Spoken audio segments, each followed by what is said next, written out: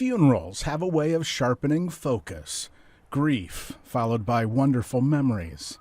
Usually there aren't so many strangers in attendance, but this one carries the baggage of uncertainty and time, while steeped in respect and sacrifice. For all the things that are wonderful about this day, there remains a nagging pain at its core. Inside Roeder Mortuary's 108th Street Chapel, dozens gather to honor a hero, decades in the making.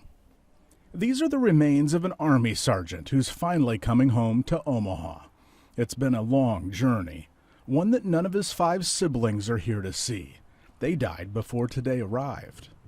2 days ago, several Nebraska veterans escorted the remains from the airport to the funeral home, now to Forest Lawn Cemetery. They're carrying out a battlefield promise of no one left behind. This day belongs to Sergeant First Class Jim Dorrance. During the Korean War, he was part of the Army's 82nd Anti-Aircraft Artillery. In December of 1950, he was missing in action, captured, and later died in a North Korean prison camp. 2 years later, fellow prisoners confirmed to his family that Sergeant Dorrance had died of starvation and pneumonia, but the whereabouts of his remains were unknown. It's been a long time coming, and I'm glad he's home. That's Ted Koskin. Jim was his uncle, but they were more like friends with just 3 years separating them. He was born in 31, and I was born in 34. It made us awful close. It's long overdue. Earlier this year, the POW MIA accounting agency identified his remains from a set that was labeled as Unknown X14402. The mystery had been cleared.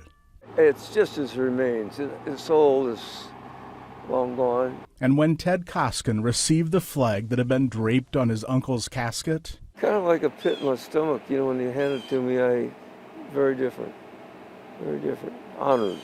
Thing handed down to family for years to come. 72 years later, a community finally says goodbye. Welcome home, Jim. The final resting place is the same space he once knew. He used to mow these cemetery grounds. On your side at Forest Lawn, Brian Mastery, 6 News.